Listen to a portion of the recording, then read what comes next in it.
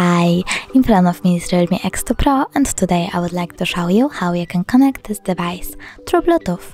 Firstly, open Settings. Now click on Bluetooth and tap on the switcher.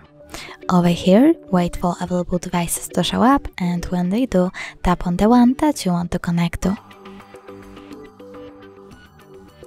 Now I have to click on it,